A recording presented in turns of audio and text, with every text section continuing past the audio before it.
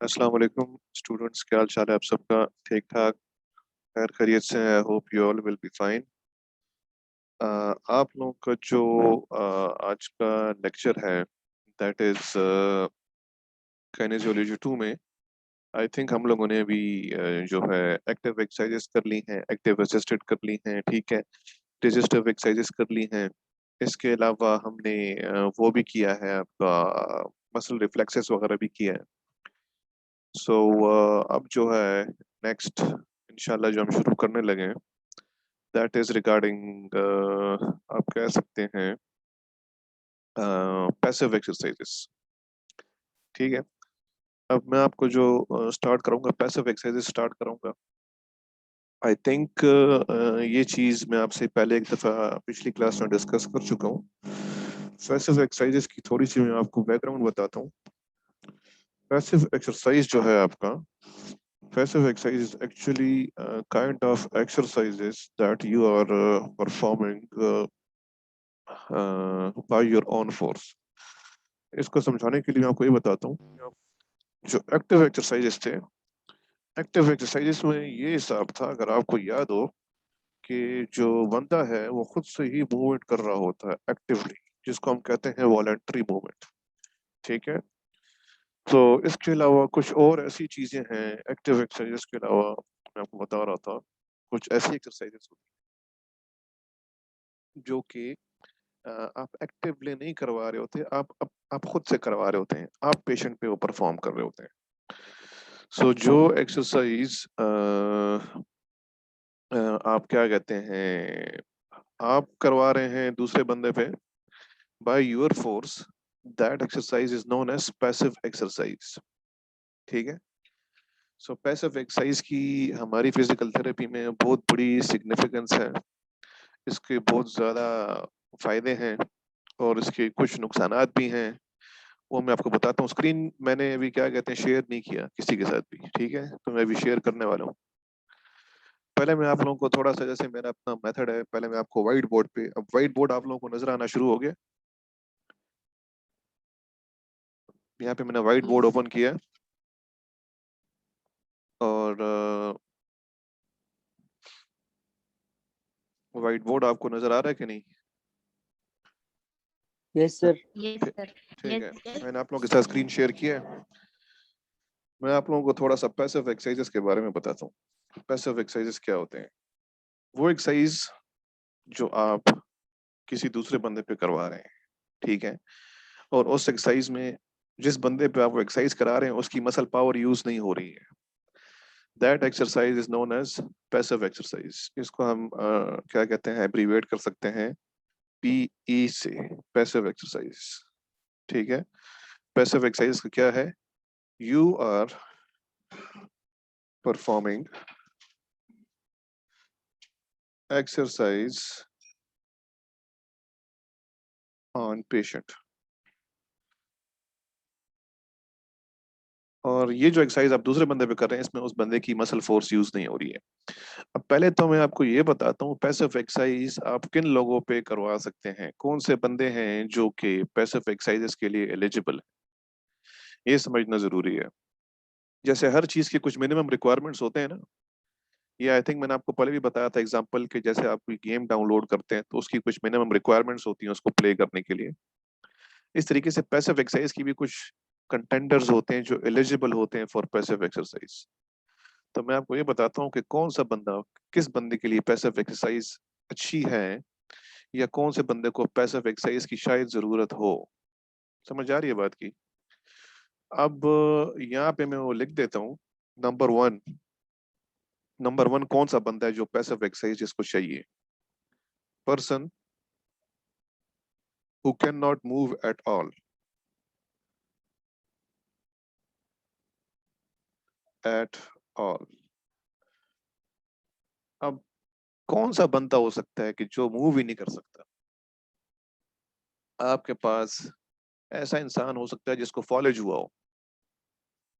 मैंने आप लोगों को आई थिंक बताई थी, एग्जांपल दी थी कि जिस बंदे को फॉलेज होती है उसमें हम एक्टिव असिस्टेड एक्सरसाइज भी कराते हैं, ये याद है आप लोगों को?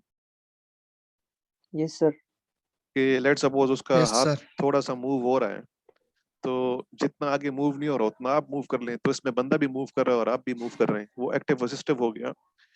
लेकिन स्ट्रोक में ऐसे पेशेंट भी आपके पास आ सकते हैं कि जो बिल्कुल भी हाथ को मूव नहीं कर सकते या पाँव को मूव नहीं कर सकते, तो आप उसको उसरा तो नहीं छोड़ देंगे, आप उस पर पैसिव एक्सरसाइज कराएंगे, अपनी फोर्स से उसका हाथ पाँव आप मूव करवा रहे होंगे। समझ आ रही है बात की?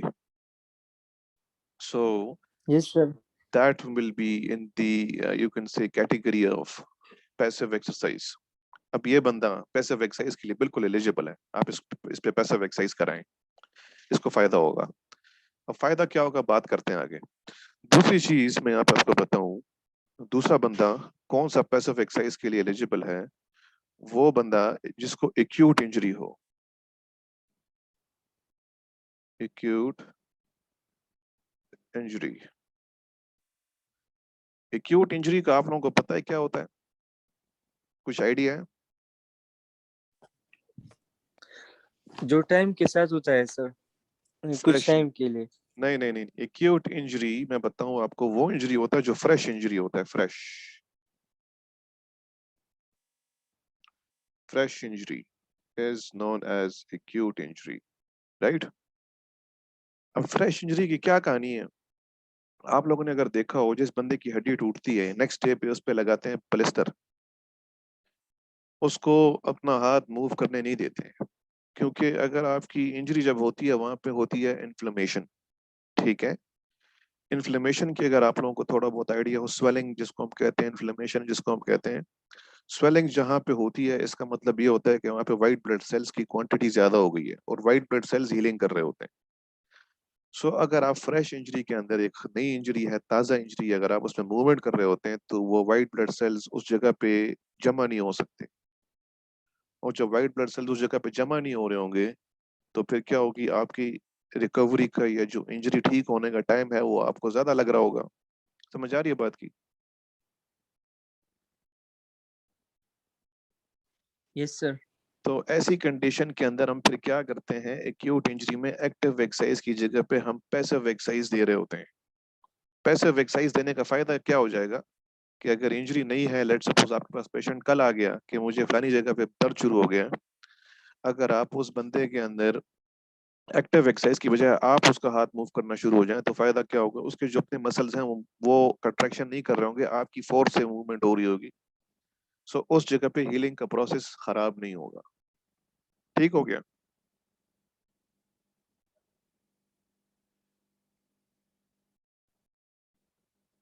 समझ आइए यहाँ तक? Yes sir. जी सर। अच्छा, यस सर। अब ये मैं मिटा रहा हूँ, ठीक है। अब मैं आपको ये बताता हूँ कि पैसिव एक्सरसाइज तो किन लोगों पे हो सकती है। अब मैं ये बताता हूँ पैसिव एक्सरसाइज के फायदे क्या हैं, benefits, benefits of passive exercise. फायदे की बात करते हैं ना, अब चलो ये तो है, इसका फायदा क्या है, ये क्यों करते हैं, बेनिफिट्स। सबसे पहला बेनिफिट इसका है इम्प्रूव ब्लड सर्कुलेशन।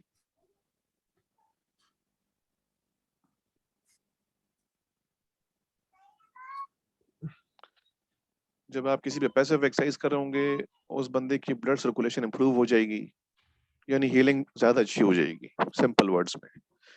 नंबर 2 फायदा इसका क्या है, कंट्रक्चर प्रिवेंशन। सॉरी, 2 किधर और चला गया। नंबर 2 है कॉन्ट्रैक्चर, कंट्रक्चर प्रिवेंशन।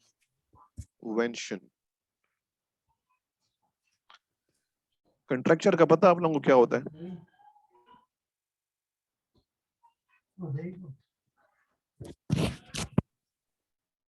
आप लोगों को आइडिया है कि व्हाट इज कंट्रक्चर?